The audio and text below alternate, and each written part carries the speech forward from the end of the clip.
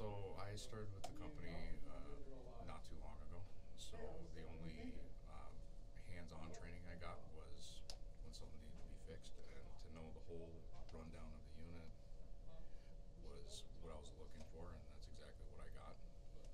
So I was expecting to learn a lot more than I was coming in with, and that was achieved. Actually getting hands on the units, going through the scenarios of how to diagnose, usually that's the best way to get someone that hardly knows anything about it to know a lot more about it. Just, get into a unit and just look at it.